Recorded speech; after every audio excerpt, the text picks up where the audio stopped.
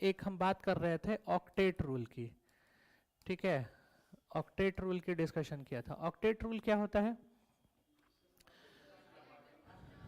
तो periodic table में analysis हमने किया था। पीरियोडिक टेबल में जितने भी एलिमेंट हैं वो जिस ग्रुप में अवेलेबल है, रह रहे हैं, उस ग्रुप में सबसे हाईएस्ट वैलेंस इलेक्ट्रॉन वाले एलिमेंट की तरह बनना चाहते हैं।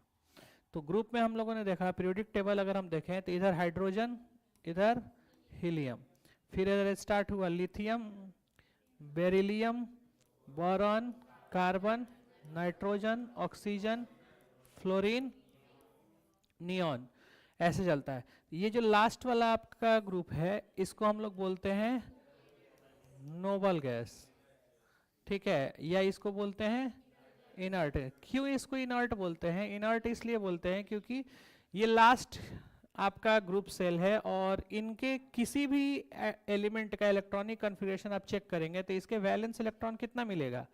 8। एक्सेप्शनल है ये, हीलियम को छोड़ दें, ठीक है। नियॉन से इधर कोई भी अगर हम चेक करेंगे तो इसके वैलेंस इलेक्ट्रॉन कितने मिलेंगे? 8 मिलेंगे। और ये सबसे मैक्सिमम हो गया, इससे ज़्यादा नहीं हो सकता। तो इससे ज़्यादा नहीं हो सकता, यानी पूरे पीरियोडिक टेबल में अब इस वाले एलिमेंट को कोई भी दूसरा एलिमेंट ऐसा नजर नहीं आता जो इससे ज़्यादा रिचेस्ट हो। इससे ज़्यादा रिचेस्ट हो इलेक्ट्रॉन के मामले में, वैलेंस इलेक्ट्रॉन के मामले में, ऐसा कोई दूसरा एलिमेंट इनको नज़र नहीं आता। इसीलिए ये अपने आप को एकदम समझते हैं कि हम सेटिस्फाइड हो गए हैं, हमें अब किसी के जैसा बनने की ज़रूरत नहीं है, लोग हमारे जैसे बनेंगे, हम सेटिस्फाइड हो चुके हैं। तो ये एकदम इनर्ट, एक्टिव मोड में नहीं रहते, इनएक्टिव हो गए, इनर्ट हो गए, इसीलिए इसको इनर्ट गैस बोला जाता है, नोबल गैस को। लेकिन इनके अलावा अब ये जितने भी सारे एटम हैं, ये सारे एलिमेंट्स हैं, इन एलिमेंट को दिख रहा है कि भाई लोकेलिटी का सबसे रिचेस्ट पर्सन ये है, इसके पास 8 वैलेंस इलेक्ट्रॉन है। तो इन सब का टेंडेंसी रहता है कि हम भी अपने लास्ट ऑर्बिट में कितना कर लें? 8 इलेक्ट्रॉन कर लें। अब 8 इलेक्ट्रॉन होने के लिए या तो इलेक्ट्रॉन का शेयरिंग होता है, या तो इलेक्ट्रॉन का कंप्लीटली लॉस होता है, या तो इलेक्ट्रॉन का कंप्लीटली गेन होता है, ठीक है। 3 तरीके से अपने लास्ट ऑर्बिट में 8 इलेक्ट्रॉन ये कोशिश करते हैं कि हो जाए, डिपेंडिंग अपॉन द एलिमेंट कि कैसा वो एलिमेंट है। जैसे हम बात करते हैं यहाँ पे, मान लीजिए कि इधर नाइट्रोजन ले लिए, ठीक है, नाइट्रोजन की बात कर ले। नाइट्रोजन का एटॉमिक नंबर कितना? 7। तो 7 है, तो इसका इलेक्ट्रॉनिक कॉन्फ़िगरेशन लिखेंगे तो 2 और 5, KLM में बात कर लें अगर 2 और 5, तो इसके लास्ट ऑर्बिट में कितना इलेक्ट्रॉन आ गया? 5। अब ऑक्टेट रूल के हिसाब से इसको 8 इलेक्ट्रॉन होने के लिए 3 इलेक्ट्रॉन की रिक्वायरमेंट है, ठीक है, इसको 3 इलेक्ट्रॉन की रिक्वायरमेंट है। मान लीजिए कि हमने सोडियम ले लिया, सोडियम का कितना? 11। तो इसको अगर हम लिखेंगे तो 2 8 1 ये आ जाएगा। अब इसको अगर अपने लास्ट ऑर्बिट में 8 इलेक्ट्रॉन करना है तो इसको यहाँ पे कितना इलेक्ट्रॉन चाहिए? 7 चाहिए। अब 7 इलेक्ट्रॉन मिलेगा तब जा करके इसके लास्ट ऑर्बिट में 8 होंगे, तो इनको लगेगा कि हाँ ये भी रिचेस्ट पर्सन की दुनिया में आ गए। अब अगर आप देखें कि किसको क्या मिल सकता है, तो ये जनरल कॉन्सेप्ट है, रीति रिवाज दुनिया में जो हम लोग फेस भी कर पा रहे हैं, ठीक है, कि अगर कोई सामान अगर परचेज करना हो, खरीदना हो, ठीक है, और अगर 100 रुपये की सामान हो और आपके पास 90 रुपये हो तो 10 रुपये किसी से भी हम ले सकते हैं। लेकिन है अगर 10 ही रुपया 5 रुपया और 90 और 95 रुपया मांगना हो किसी से और ये कहना हो कि भाई 100 रुपये का सामान खरीदना है, 5 रुपया है, 95 दो ना, ठीक है। तो ये नेचर लॉ है, तो इस नेचर लॉ का एप्लीकेशन यहाँ भी हम करते हैं। तो नेचर लॉ का एप्लीकेशन करेंगे तो यहाँ से इजीली दिख रहा है कि 7 इलेक्ट्रॉन इसको मिलने से रहा, ये तो मिलेगा नहीं इसको, ठीक है, इसको 3 मिल सकता है लेकिन इसको 7 नहीं मिल सकता। तो नेचर लॉ में हमने देख करके बना दिया कि मैक्सिमम 8 इलेक्ट्रॉन का शेयरिंग करना है हमें। ऑक्टेट रूल में 8 इलेक्ट्रॉन का शेयरिंग करना है, यानी 8 इलेक्ट्रॉन हमें लास्ट में पूरा करना है। तो 8 इलेक्ट्रॉन का हाफ ले लिया, हाफ कितना आ जाएगा 4। और यहां से डिसाइड कर लिया कि अगर यहां पे 4 इलेक्ट्रॉन से ज्यादा है तो इसको चाहिए कितना, 2 या 3, यही ना। अगर 4 से ज्यादा है, 5 है, 6 हो, 7 हो। 4 से ज्यादा है तो ये क्या क्या, 5 हो सकता है, 6 हो सकता है, 7 हो सकता है। अगर 5 होगा तो 3 चाहिए, 6 होगा तो 2 चाहिए, 7 होगा तो 1 चाहिए, और 8 है तब तो कोई बात ही नहीं। तो 4 से बड़ा ये 3 नंबर अगर लास्ट में हो, वैलेंस इलेक्ट्रॉन अगर 5 6 7 हो, तो इनको इलेक्ट्रॉन मिल जाएगा, क्योंकि ये हाफ से ज्यादा ऑक्युपाई कर चुके हैं, हाफ से ज्यादा इनके पास है, आधा से अधिक इनके पास है। लेकिन अगर हाफ से कम इलेक्ट्रॉन है, मान लीजिए 1 हो, 2 हो, 3 हो, तो अब इनको 1 है तो 7 चाहिए, 2 है तो इनको 6 इलेक्ट्रॉन चाहिए, 3 है तो इनको 5 इलेक्ट्रॉन चाहिए। तो इतना ज्यादा अमाउंट में इलेक्ट्रॉन इनको मिलेगा नहीं।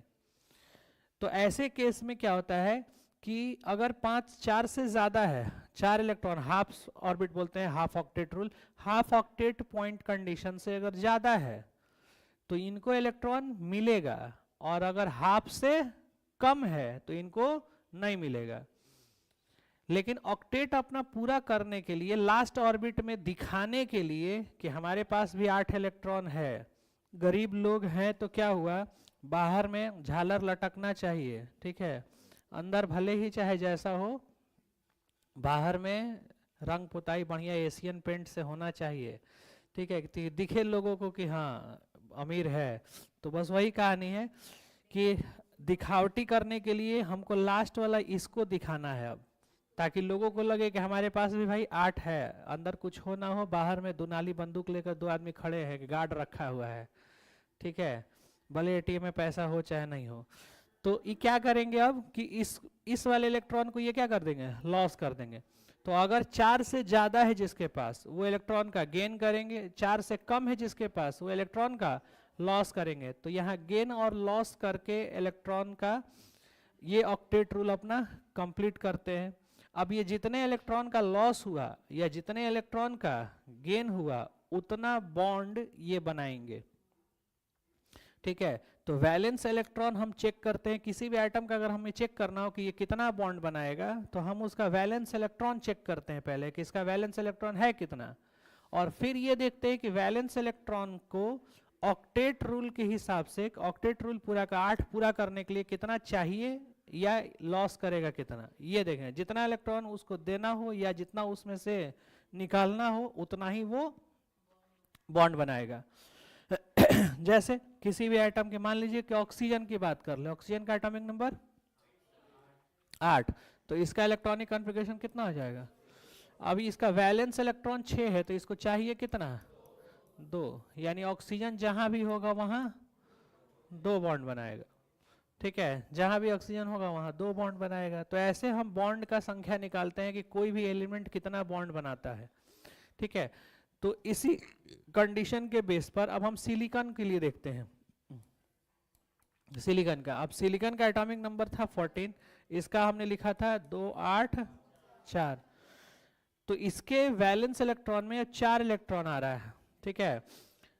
अब 4 इलेक्ट्रॉन पर क्या हो रहा है वो देखिएगा। 4 इलेक्ट्रॉन वाले को बहुत दिक्कत है, ना इनको कोई देने वाला है और ना ये किसी को दे सकते हैं, ठीक है ना। ऐसा नहीं है कि ये चारों लॉस करके इसको दिखा देगा, भाई आधा पहुंच चुका है, तो 50% पहुंचने के बाद लॉस नहीं कर पाएंगे ये। 50% से कम होता तो मोह माया नहीं लगता है कि ठीक है आधे दूगो है ना, और उससे ज्यादा है नहीं कि इनको कंप्लीटली कोई देगा। तो ऐसे में शेयरिंग होता है, ऐसे में आएगा फिर शेयरिंग का कॉन्सेप्ट। और शेयरिंग इलेक्ट्रॉन की अगर होती है तो इस बॉन्ड को हम लोग बोलते हैं कोवैलेंट बॉन्ड। इलेक्ट्रॉन का जहां कंप्लीटली ट्रांसफर होता हो, इसको बोलते हैं आयनिक बॉन्ड। ये आयनिक बॉन्ड हुआ जहां पे कंप्लीटली ट्रांसफर हुआ, और जहां पे शेयरिंग होगा इसको बोलेंगे कोवैलेंट बॉन्ड। तो 4 इलेक्ट्रॉन जिसके पास है लास्ट ऑर्बिट में, वो हमेशा कोवैलेंट बॉन्ड बना करके ही अपने ऑक्टेट रूल से कंप्लीट करते हैं, अपने स्टेबिलिटी ले आते हैं। 4 से कम या ज्यादा वाले आयनिक बॉन्ड बना करके अपना स्टेबिलिटी गेन करते हैं, और ये अपना स्टेबिलिटी गेन करेगा कोवैलेंट बॉन्ड से, ठीक है। कोवैलेंट बॉन्ड और आयनिक बॉन्ड में स्ट्रॉन्ग कौन सा होगा, आयनिक बॉन्ड, क्योंकि वो कंप्लीटली ट्रांसफर होकर के हो रहा है। अगर दे दिया किसी को तो कंप्लीटली दे दिया, और ले लिया तो कंप्लीटली ले लिया। और यहाँ पर शेयरिंग है, दो लोगों के बीच में एक साइन हुआ ट्रीटी, ठीक है, एक ट्रीटी साइन हुआ, और ये ट्रीटी जो साइन होता है इसका कोई भरोसा नहीं है, दोनों वाले का मन ठीक है तो बॉन्डिंग बनी हुई है, जैसे ही थोड़ा बहुत ऊंच नीच हुआ तुरंत क्या होगा, बॉन्ड ब्रेक कर जाएगा। तो कोवैलेंट बॉन्ड वीक बॉन्ड होता है, आयनिक बॉन्ड स्ट्रॉन्ग बॉन्ड होता है, ठीक है। तो अब ये कोवैलेंट बॉन्ड बनाएंगे अपना, तो सिलिकॉन जहां भी होगा इसका लैटिस स्ट्रक्चर